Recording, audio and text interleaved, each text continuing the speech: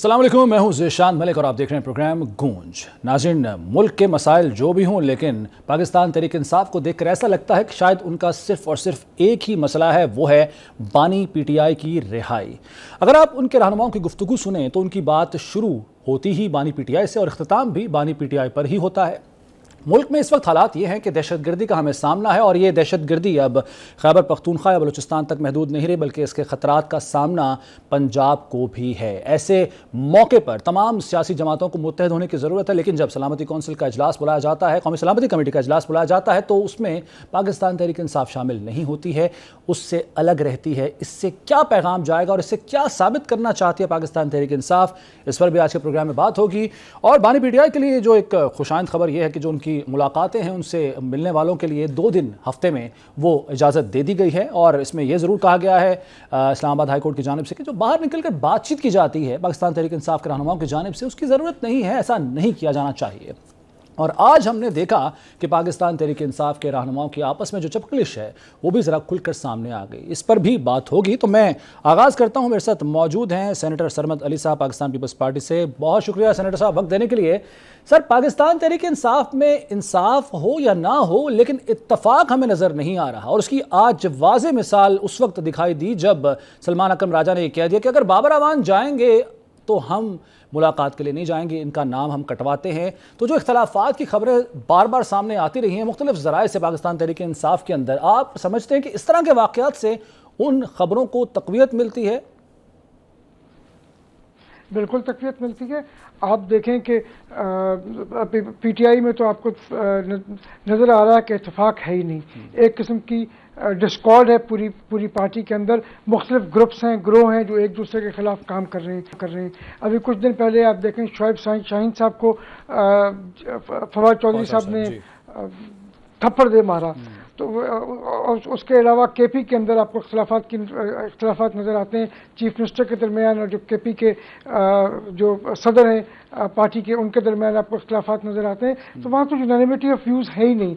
हर आदमी अपनी 1.5 इंच की मस्जिद बना के बैठा है और कोशिश करता है कि वो अपनी लीडरी चमकाए। उसकी कोशिश होती है कि वो जाए इनके बानी के पास जेल में और अपने जाके नंबर बनवाए और दूसरे के नंबर काटे। ये एक बहुत ही अफसोसनाक बात है। इसके अंदर मेरे ख्याल में कहीं भी हमें यूनिटी जो है ना वो नजर नहीं आती। लेकिन सेनेटर साहब, नंबर बनाने की जो कोशिश है उसके पीछे सर ये भी वजह तो है ना कि खुद बानी पीटीआई को भी ऐसे लोग अच्छे लगते हैं जो उनके सामने आए और ऐसी ज़बान। बिल्कुल होती है इस पार्टी की, जो मेरे ख्याल में किसी दूसरी पार्टी में नहीं है। दूसरी पार्टी में इनकरेज ये लीडरशिप को, ग्रास रूट से लीडरशिप को आगे प्रमोट करना है। ठीक है सरमद साहब, अब आ जाते हैं हम जो मेरा मेजर इशू है इस पार्टी। बिल्कुल ठीक है, अब आ जाते हैं हम जो इनकी अभी तक स्ट्रेटजी माजी में भी रही और अभी हम देख रहे हैं हाल में भी। अभी जैसे कि मुल्क की सलामती की बात है सर, बुलाया जाता है तमाम जमातों को और मकसद सिर्फ यही है कि सारे जो इख्तलाफात हैं उन्हें बालाए ताक रख के अपनी जो मसलहतों का जो शिकार हो जाते हैं उस चीज़ को भी बालाए ताक रख कर सोचा जाए सिर्फ और सिर्फ मुल्क के बारे में। सानेहा जाफ़र एक्सप्रेस कुछ छोटा मोटा सानेहा नहीं है, लेकिन हमने देखा कि वहाँ पर भी तहरीक इंसाफ ने मैं ना मानू की रट लगाते हुए उसका हिस्सा बनने से इनकार किया। खुद मौलाना फजलुर रहमान साहब, जिनकी तरफ ये नज़रें बिछाए बैठे हैं कि वो हमारे साथ होंगे तो हमारी तहरीक जान पकड़ेगी, वो भी ये कहते हैं कि अगर मुझसे इन्होंने बात की होती मैंने कहता कि आप लोग ज़रूर शामिल हों। क्या तासुर देते हैं। और इसके बावजूद सेनेटर साहब मुझे अफसोस के साथ कहना पड़ता है जो फॉलोइंग है पीटीआई की, वो इसको भी सराहती है। वो कहती है बिल्कुल ठीक किया। खुद पीटीआई के चेयरमैन भी साबिक चेयरमैन भी यही कहते हैं कि जी बिल्कुल ठीक किया मेरे रहनुमाओं ने। देखिए, इसके लिए पहले तो हम एक चीज क्लियर कर लें कि फॉलोइंग है या कल्ट है। ये तो बेसिकली कल्ट फॉलोज हैं और कल्ट फॉलोज इसी तरीके से होते हैं। बेशक मसूलिनी की मिसाल ले लें, एडल्फ हिटलर की मिसाल ले लें या किसी भी कल्ट की मिसाल ले लें, उसके अंदर यही होता है। रही बात जो नेशनल सिक्योरिटी कमेटी का इजलास था, मेरे ख्याल में पीटीआई को उसके अंदर जाना चाहिए था, क्योंकि इस वक्त जो मुल्क के हालात हैं जाफर एक्सप्रेस के सानिया के बाद और उसके बाद जो कुछ हुआ उसके अंदर बहुत अहम ज़रूरत है कि तमाम सियासी जमातें, तमाम इंस्टीट्यूशंस, तमाम स्टेक होल्डर्स एक प्लेटफॉर्म के ऊपर हों। बदकिस्मती से यहाँ ये एक प्लेटफॉर्म पे आ ही नहीं रहे। जैसे आपने कहा, इन्होंने हमेशा मैं ना मानू की रट लगाई रखी। इन्होंने कहा कि जी जब तक इमरान खान साहब नहीं आएंगे उनको पैरोल पर रिहा नहीं किया जाएगा, इसके अंदर पार्टिसिपेट करने के लिए हम नहीं जाएंगे। पहले उन्होंने 14 लोगों की लिस्ट दी कि हम आ रहे हैं। उसके बाद खान साहब ने कहा नहीं, मेरी पेरोल की बात करो। मेरा एक बहुत सिंपल सवाल ये है कि किस कैपेसिटी में खान साहब को इनवाइट किया जाता। उसकी जो नेशनल सिक्योरिटी कमेटी है वो पार्लियामेंट की नेशनल सिक्योरिटी कमेटी है, उसके अंदर पार्लियामेंट के मेंबर्स जो हैं वो उसके अरकान हैं। खान साहब तो ना नेशनल असेंबली के मेंबर हैं ना सेनेट के मेंबर हैं। सर हम क्यों भूल जाते हैं सेनेटर साहब कि जब वो खुद वज़ीर आज़म थे उस वक्त इजलास बुलाया जाता था तो वो खुद शामिल नहीं होते थे, साथ वाले कमरे में बैठे रहते थे। मैं सर आपकी तरफ आता हूँ, बिल्कुल आप याद करें जी। मुझे शामिल करना है हुज़ैफा रहमान साहब मुस्लिम लीग नवाज से, उन्होंने भी हमें ज्वाइन किया। मैं चाहूँगा कि उन्हें भी शामिल गुफ्तगू कर लेते हैं। हुज़ैफा साहब शुक्रिया आपके वक्त का भी। अच्छा, जो पाकिस्तान तहरीक इंसाफ है वो ये कहती है, जब उनसे बाद में बात हुई कि भैया आप लोग क्यों नहीं शामिल हुए इस इजलास में, वो कहते जी हम तो शामिल होना चाहते थे, हुकूमत को जिम्मेदारी का मुजाहरा करना चाहिए था, हमें मनाते, मतलब हम हमारे पास आते या मनाते, ये उनका मुतालबा है और हम भी बिलवास्ता या बिला वास्ता आप लोगों पर ही लगा रहे हैं। उसके साथ साथ दूसरा सवाल भी ऐड कर लीजिएगा कि बिलावल भुट्टो साहब जो कि आपके इत्तेहादी हैं, चेयरमैन पीपल्स पार्टी हैं, वो ये कहते हैं कि हुकूमत को चाहिए कि दोबारा इजलास बुला लें, इनको मनाएं और जो जमातें शामिल नहीं हैं, जो जमातें क्या सिर्फ पाकिस्तान तहरीक इंसाफ ही है, उसको इसमें शामिल करें। क्या कहेंगे सर? जी बहुत शुक्रिया, आपने मुझे वक्त दिया। पहली बात तो ये कि हुकूमत इनको किस तरह मनाती, बाज़ाब्ता तौर पर स्पीकर साहब ने इनके जो पार्टी के चेयरमैन हैं उनको भी दावत दी, स्पीकर नेशनल असेंबली की तरफ से अपोजिशन लीडर जो इनके उमर अयूब साहब हैं उनको भी दावत दी गई। लेकिन जाहिर है आपको याद होगा कि जब ये नेशनल सिक्योरिटी काउंसिल की मीटिंग की बात चली तो पहला ही मुतालबा जो है तहरीक इंसाफ ने कि इमरान खान साहब को पेरोल पे रिहा कर दिया जाए। अब बानी तहरीक इंसाफ को स्पीकर नेशनल असेंबली किस कानून के तहत पेरोल पे रिहा करते? अभी मेरे भाई सेनेटर साहब बड़ी सही बातें कर रहे थे कि जबकि वो ना नेशनल असेंबली के रुकन है ना सेनेट के रुकन है। अब दूसरी बात आपकी ये है कि क्या बिलावल भुट्टो साहब की जो तजवीज़ आई है, ज़ाहिर है पीपल्स पार्टी हमारी एक अहम इत्तेहादी है और उनकी तरफ से इस किस्म की तजवीज़ आना ये वजन वाली बात है और इसको हम रद्द नहीं कर सकते। और जाहिर है ये प्राइम मिनिस्टर लेवल पर डिस्कशन होगी और अगर हमारी इत्तेहादी जमातें समझेंगी कि हमें दोबारा इस लेवल की मीटिंग बुला लेनी चाहिए और तहरीक इंसाफ उसमें खलूसी नीयत से शरीक होना चाहती है और उन्हें कोई तहफ़्फ़ुज़ात है, उनके तहफ़्फ़ुज़ात दूर करने हैं, तो मैं आपके चैनल के तवज्जुह से आपको यकीन कराता हूँ कि हुकूमत हर अपोजिशन जमात के तहफ़्फ़ुज़ात दूर करने को तैयार है, लेकिन जायज़ मुतालबात होने चाहिए। अगर आप जो है कौमी सलामती और कौमी यकजहती को जो है बानी तहरीक इंसाफ की रिहाई से जोड़ना शुरू कर देंगे, फिर आपके लिए मसाइल पैदा होंगे, हुकूमत के लिए भी मुश्किलात होंगी और जाहिर है फिर एक कौमी तफरीक की बात होगी। तो अब मैं ये इससे इतना ही कहूँगा कि अगर तहरीक इंसाफ मुखलिस है और इखलास से हुकूमत के साथ चलना चाहती है और दहशतगर्दी का कला कमा और इन दहशतगर्दों की सरकोबी के लिए हर हद तक हुकूमत के साथ खड़ी है, तो अपने मुतालबात बताएं, आपके चैनल के प्लेटफॉर्म से ही बता दें। तो कोई इसमें अचंभे की बात नहीं है। हुकूमत हमेशा बड़ा दिल करती आई है, अपोजिशन हमेशा अग्रेशन का मुजाहरा करती है। हमने पहले भी बड़ा दिल किया, हम दोबारा भी बड़ा दिल करने को तैयार हैं। मैं इसमें ऐड करना चाहूंगा हुज़ैफा साहब, चूंकि बिलावल भुट्टो साहब की चूंकि बात हो रही है, उन्होंने तजवीज़ दी थी, उसके साथ साथ उन्होंने सालसी की पेशकश भी की थी और जो इतलात हैं कि हुकूमत ने इस पर रजामंदी जाहिर की है कि हाँ जी हम आपको मैंडेट देते हैं, आप इन्हें मनाएं, इनसे बातचीत करें। आपको लगता है कि बिलावल भुट्टो जरदारी साहब, जिनके बारे में पता नहीं क्या कुछ कहा साबिक चेयरमैन और बानी PTI ने जलसों में खड़े होकर, और पीपल्स पार्टी के बारे में जिस तरह की ज़बान इस्तेमाल की जाती है वो भी हम सबके सामने, आप समझते हैं कि बिलावल भुट्टो पाकिस्तान तहरीक इंसाफ को राज़ी कर सकेंगे, उन्हें मुज़ाकरात की टेबल पर या फिर इस इजलास में शामिल होने पर राजी कर सकेंगे, रजामंद कर सकेंगे? देखिए जी, इसमें बिलावल भुट्टो की बात नहीं है। कोई भी सियासत को समझने वाला शख्स हो वो हमेशा जो है रिकंसिलेशन की बात करेगा और बिलावल भुट्टो ज़ाहिर है एक बहुत बड़े नाना की औलाद हैं और फिर उनकी वालदा जो है वो भी एक डेमोक्रेट थी।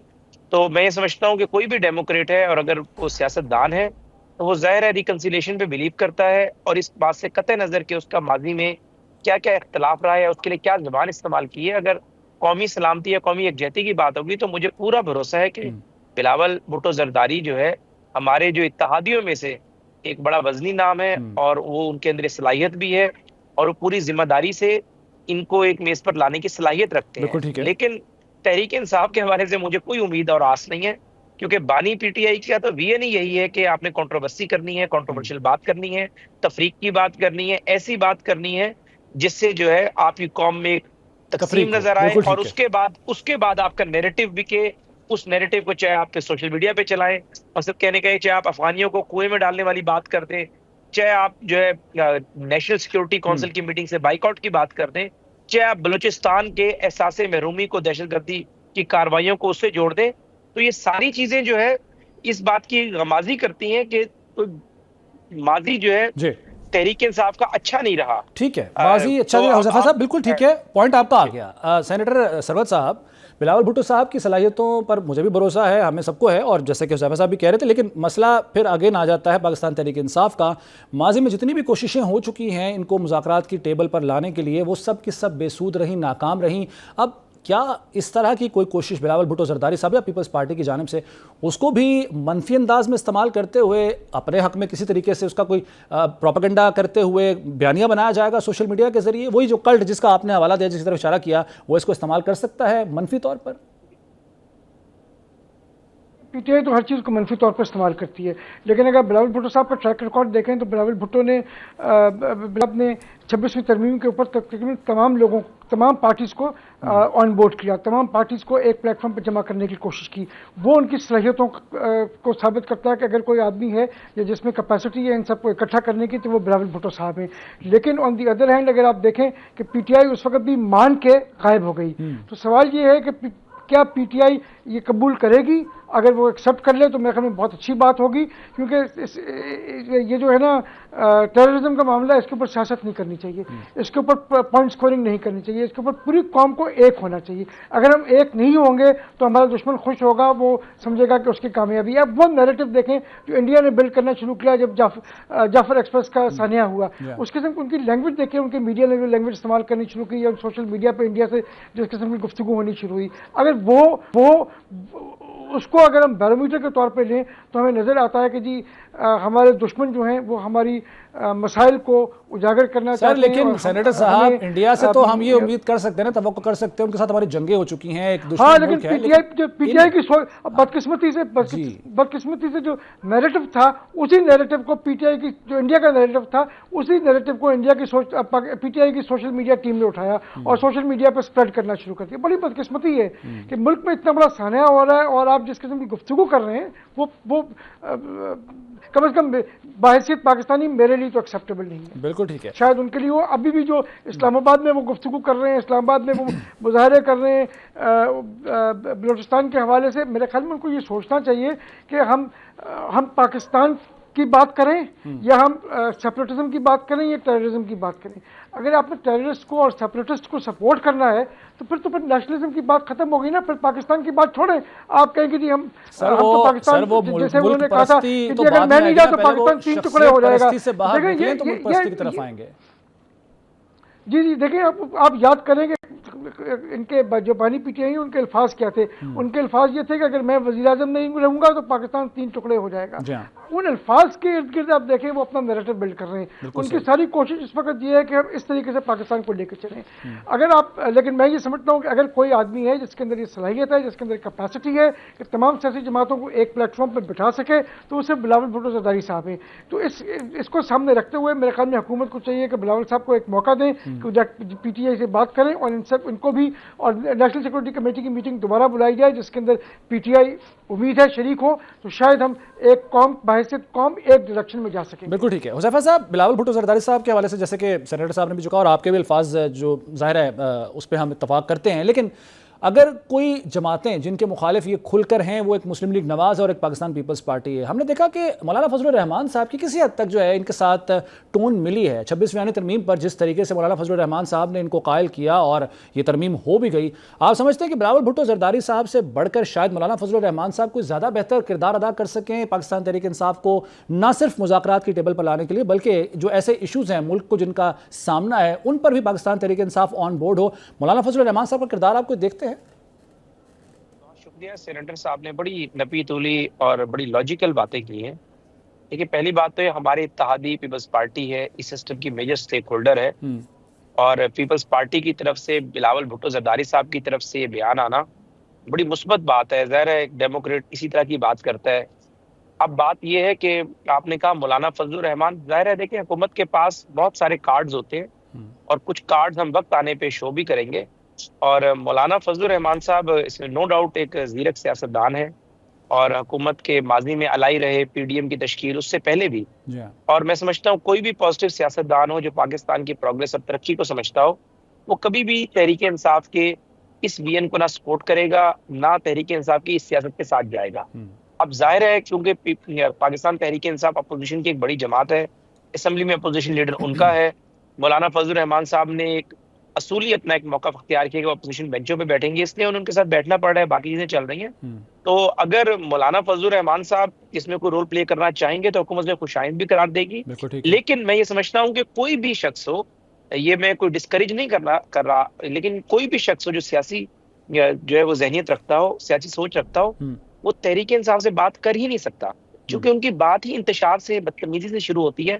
और मौलाना फजल रहमान साहब को भी इस बात का इल्म है। सही है। वो कोई भी बंदा जो जिसका एक सियासी वजन हो, वो अपने आप को कभी भी इस काम के लिए सपोर्ट नहीं करेगा, क्योंकि उसे पता है कि फिर एक वक्त जाएगा, वो मुतालबा करेगा जी बानी से हमारी बात कराए, बानी आगे से अपना ऐसा मुतालबा कर देंगे, जो भी सेनेटर साहब भी बता रहे थे, जो शख्स पाकिस्तान के 3 टुकड़े करने की बात कर दे, जो अभी ऑपरेशन चल रहा है, और उसे कहे कि जी चूंकि ये दहशतगर्दी जो है ये बलूचिस्तान के अखासे महरूमी से उसे जोड़ दे, तो उसमें कोई इसमें हुकूमत है, मैं एफर्ट भी करेंगे। ये वही शख्स है हुज़ैफा रहमान साहब जो कहता है कि कोयटा में पड़ी हुई लाशें जो है मुझे ब्लैकमेल नहीं कर सकती, बतौर वज़ीर-ए-आज़म वहां नहीं जाता। तो लेकिन हम ये समझते हैं, क्योंकि कौमी यकजहती की बात है और हुकूमत को बहुत बड़ा दिल करना चाहिए, सब्र का मुजाहरा करना चाहिए। रियासत एक माँ की तरह होती है, चाहे बिलावल भुट्टो जरदारी साहब की ऑफर आई है, आपकी प्रोग्राम के तवज्जुह से आपने मौलाना फजल रहमान साहब का भी कहा, हमारी जो सियासी टीम है, हम पूरी कोशिश करेंगे कि मौलाना फजल रहमान साहब को भी सब मामले में ऑन बोर्ड लें। ये बहैसियत हुकूमत आपकी जिम्मेदारी भी बनती है। बहरहाल बड़ी अच्छी बात है, खुशाइंद बात है कि आप इस तरफ जो है वो जाने की तरफ इरादा रखते हैं। बहरहाल ब्रेक का वक्त हुआ है, हुज़ैफा साहब और सेनेटर सरवर साथ रहिएगा, नाज़रीन आप भी साथ रहिएगा। ब्रेक के बाद दोबारा प्रोग्राम में हाजिर होते हैं।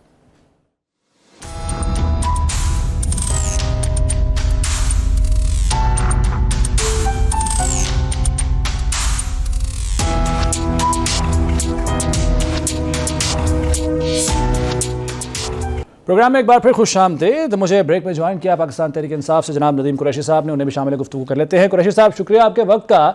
सर, पाकिस्तान तहरीक इंसाफ बहरहाल एक सियासी हकीकत है, एक बड़ी सियासी जमात। अगर बड़ी सियासी जमात हैं तो आपकी जिम्मेदारियां भी बड़ी हैं। अब अगर मुल्क की सलामती को खतरा दरपेश है और सलामती पर कोई इजलास बुलाया जाता है तो बहैसियत बड़ी सियासी जमात के पाकिस्तान तहरीक इंसाफ को इसका हिस्सा बनना चाहिए, शामिल होना चाहिए, ताकि ये पैगाम दिया जा सके ना सिर्फ पाकिस्तान के अंदर बल्कि पूरी दुनिया में कि बाकी सारे मामला तो अपनी जगह पर, लेकिन मुल्क की सलामती के लिए पाकिस्तान तहरीक इंसाफ जो है वो बाकी सब लोगों के साथ है, ऑन बोर्ड है, अलग नहीं है। लेकिन ये 1.5 ईंट की मस्जिद क्यों आखिर?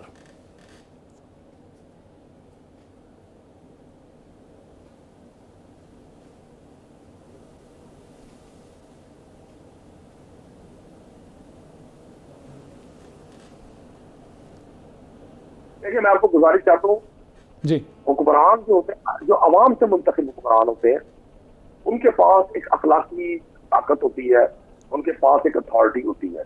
लगता मुझे यही है कि ये जितना भी खोखला निजाम है, पोशीदा निजाम है, फरसूदा निजाम है, इस निजाम के काबिज हुक्मरानों को इस बात का अंदाजा है कि उनकी ना तो अथॉरिटी है और ना उनके पास वो बिल है, वो कमिटमेंट है जो वो अवामी तौर पर मुंतखब हुक्मरानों के पास होती है। वरना किसी पोलिटिकल पार्टी को इंगेज करना और उनको अपने साथ बिठाना कभी भी हुक्मरानों के लिए कोई मसला नहीं होता। दूसरी मैं गुजारिश करता हूँ, तहरीक इंसाफ 100% इस बात पर क्लियर है, कमिटेड है कि पाकिस्तान के इस्तेहकाम पर कोई कंप्रोमाइज नहीं। बतौर एक आम पाकिस्तानी के, बतौर एक रुकन असेंबली के, जो अमले तलल्ले और जो गैर जिम्मेदारियां और जो मौज बस्तियां मैं मौजूदा हुक्मरानों को देख रहा हूँ, वो कहते हैं ना, आग लगी है बस्ती में और बाबा अपनी मस्ती में। ये पाकिस्तान के पहले हुक्मरान है कि मुल्क के हालात 71 की तरह से हुए हैं। अब तो ये बात भी करेंगे तो ये टीका एक्ट लगा देंगे, डेफमेशन लॉ ले आएंगे, मुझे गिरफ्तार कर देंगे, मेरी जुबान बंदी कर देंगे। लेकिन इसके बावजूद क्योंकि मैं पाकिस्तानी हूँ, आम पाकिस्तानी हूँ, मेरा दिल खून के आंसू होता है जब मैं हालात देखता हूँ।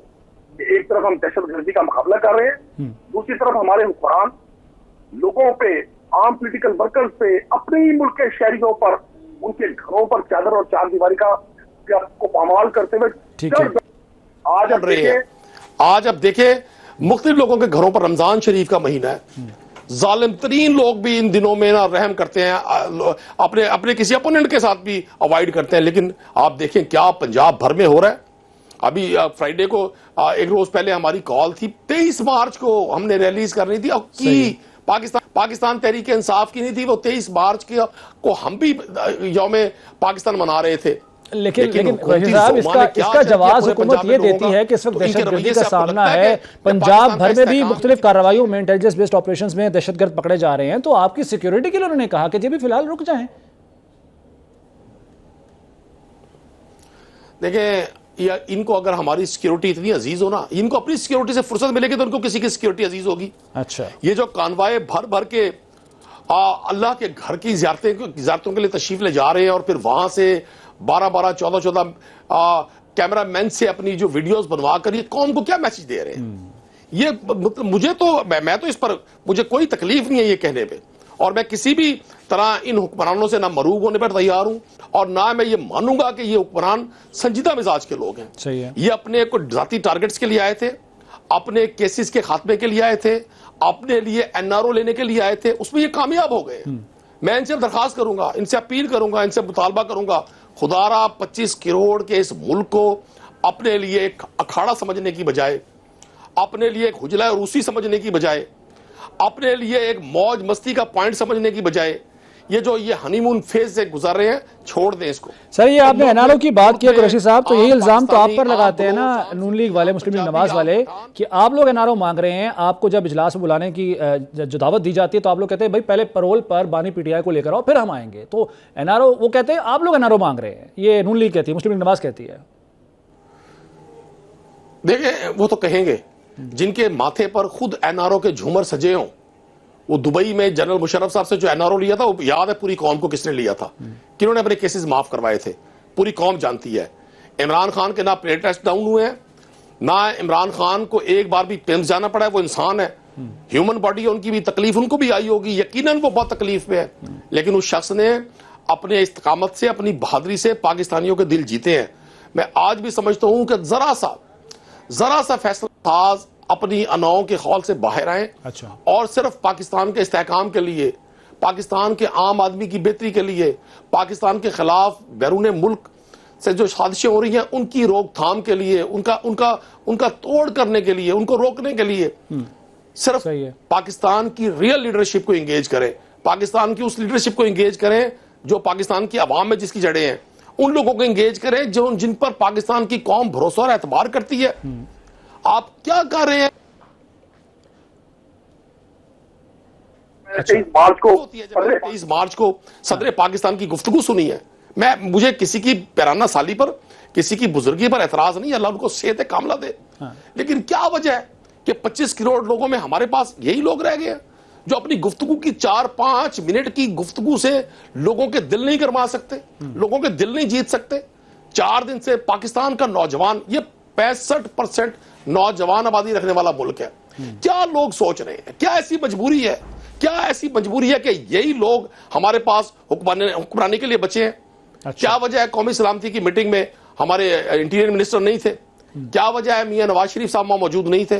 मैं आज भी समझता हूं ये जब तक सब लोग इकट्ठे नहीं होंगे, इमरान खान साहब हो, मौलाना फजलुर रहमान हो, आसिफ जरदारी साहब हो, नवाज शरीफ साहब हो, ये जब तक इकट्ठे नहीं होंगे, जब तक ये नहीं सोचेंगे कि हमने अपने पॉलिटिकल अपोनेंट से सारे बदले जो उसने जुर्म किए या नहीं किए वो लेने हैं चुन चुन कर। अच्छा। और जब तक इनकी तरजीह पाकिस्तान नहीं होगी और जब तक नई लीडरशिप इस पाकिस्तान में मर्ज नहीं होगी, पाकिस्तान के मसाइल हल नहीं हो सकते। लीडरशिप आएगी कैसे जनाब? खुद पाकिस्तान तहरीक इंसाफ के अंदर कोई आगे नहीं आ सकता। जब कोई शख्स नुमाया होने लगता है तो उसको पार्टी से अलग कर दिया जाता है। अभी ताज़ा मिसाल हमारे पास शेर अफजल मरवत की है। आप इन पर तो एतराज़ करते हैं कि ये लोग जो है मोरिसियत का शिकार है, कोई और आगे आ नहीं सकता। तो पाकिस्तान तहरीक इंसाफ में भी कोई शख्स जब भी नुमाया होने लगता है वो उसको हटा दिया जाता है और बैरिस्टर गौहर जैसे ठंडे मिजाज के शख्स को चेयरमैन बनाया जाता है। ये कहा जाता है कि इस वजह से सिर्फ कि वो भी चूंकि उनकी कोई उतनी से नहीं है तो पीटीआई पर अभी भी होल्ड, या हर तरह से जाहिर है पीटीआई बानी पीटीआई के नाम से ही है और उसी तरह से चल रही है। तो आप भी वही काम कर रहे हैं जो ये कर रहे हैं, किसी और तरीके से, किसी और शक्ल में कर रहे हैं।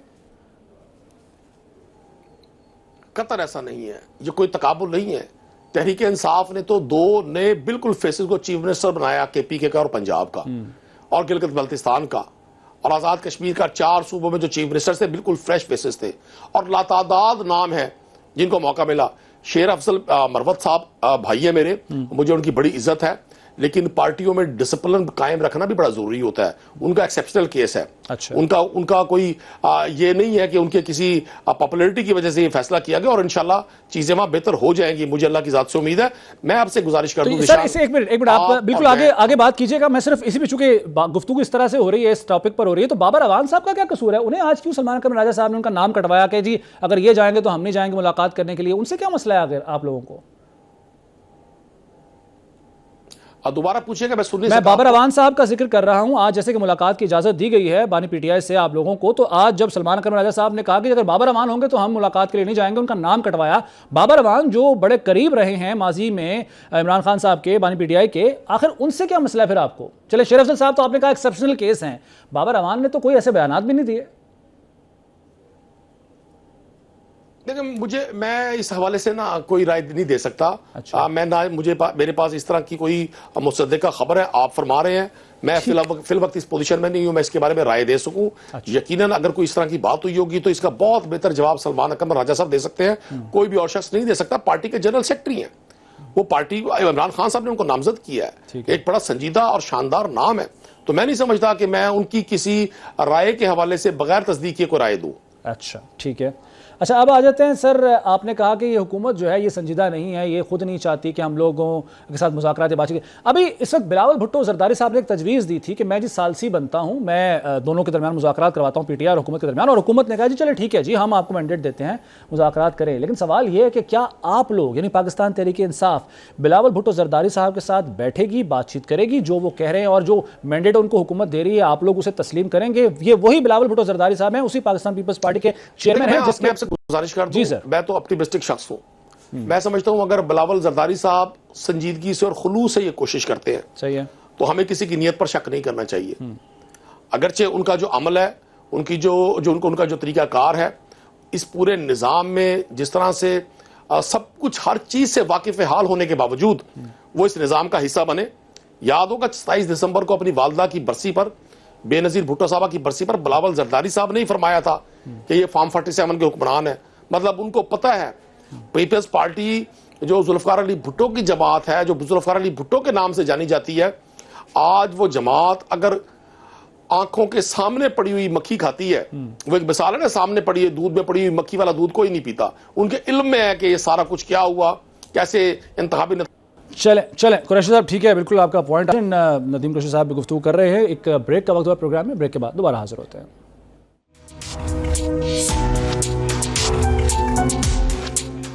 प्रोग्राम एक बार फिर खुशामदीद। गुफ्तगू कर रहे थे नदीम कुरैशी साहब से हम, और जो मौक़िफ़ रखती है पाकिस्तान तहरीक इंसाफ और जो समझती है इस हुकूमत के हवाले से या इसकी संजीदा या गैर संजीदा कोशिशों के हवाले से, वो उन्होंने बता दिया। मैं अब चाहूँगा कि नदीम कुरैशी साहब आपसे सिर्फ जो टू द पॉइंट एक सवाल जो कि इस वक्त सबके जहनों में भी है कि क्या ईद के बाद पाकिस्तान तहरीक इंसाफ खुद या फिर किसी और जमात के साथ मिलकर एहतजाज का इरादा रखती है, ये जहन में रखते हुए कि माजी करीब में या माजी बईद में आप लोगों ने जितने भी एहतजाज किए हैं, जिस मकसद के लिए किए हैं, वो बेनतीजा रहे हैं, आप हासिल उससे कुछ नहीं कर सके। क्या ईद के बाद फिर से कोई ऐसा एडवेंचर करने का इरादा रखती है पाकिस्तान तहरीक इंसाफ? एडवेंचर नहीं मैं कह सकूंगा, मैं आपसे बड़े क्लियर गुजारिश कर दूं। पाकिस्तान की आवाम जिस कदर बेचैनी, जिस कदर बेकरारी और जिस कदर नाउमीदी आज महसूस कर रही है, शायद माजी में इससे पहले इसकी मिसाल ना मिलती हो। पाकिस्तान तहरीक इंसाफ आवाम की नुमाइंदा जमात है, और हमारी जो इत्तेहादी पार्टी है उसमें राजा नासिर अब्बास साहब की जमात है, इत्तेहाद बैनुल मुस्लिमीन, और उसके वाहदतुल मुस्लिमीन, और उसके साथ सुन्नी तहरीक है, महमूद चकजई साहब की पार्टी है, और मौलाना फजलुर रहमान साहब JUI के साथ भी हम अल्हम्दुलिल्लाह बड़ी अच्छी कमिटमेंट में, और हमें सबको यकीन है, वो तमाम लोगों को यकीन है जो इस गवर्नमेंट का हिस्सा नहीं है, कि इस हुकूमत के जाने में ही पाकिस्तान की खैर है। आज भी अगर सही नुमाइंदा हुक्मरानों को पाकिस्तान की बागडोर दी जाए तो बलूचिस्तान समेत पाकिस्तान में इश्यूज तो जाहिर रहेंगे, लेकिन बहुत अच्छे अंदाज में उन चैलेंजेस को वो गवर्नमेंट फेस कर सकेगी जो आवाम की नुमाइंदा होगी। कभी ऐसा नहीं हुआ कि आवाम जिन हुक्मरानों के साथ ना हो, वो हुक्मरान ज्यादा देर कोई किसी लॉन्ग टर्म जगह पर पहुंच सके। मैं तो नहीं समझता एज ए सियासी वर्कर के, मुझे आज भी यकीन है कि शऊरी तौर पे पाकिस्तान की कौम जहां पहुंची हुई है, हुक्मरान बिल्कुल उसे गेज नहीं कर रहे, ये अंडर एस्टिमेट कर रहे हैं आवाम की सोच को, इनके जहन में आज भी ये है कि ये जबर से, लाठी चार्ज से अपनी रियासती मशीन। बिल्कुल ठीक है सर, पॉइंट आपका आ गया। नदीम कुरैशी साहब बहुत शुक्रिया, आज आप प्रोग्राम में हिस्सा रहे, हमारे साथ आपने बातचीत की। नाज़रीन, ये जो मुल्क है ये हमारा घर है, और जब घर में आग लगी हो तो इसके बासी आपस में लड़ने झगड़ने की बजाय उस आग को बुझाने की कोशिश करते। तो मैं यही तवक्को रखता हूँ, उम्मीद रखता हूँ कि इस मुल्क के बासी यानी तमाम सियासी जमातें भी आपस में लड़ने की बजाय इस मुल्क की सलामती का सोचेंगे। इसी पैगाम के साथ ज़ीशान मलिक को इजाज़त दीजिए। अल्लाह हाफ़िज़।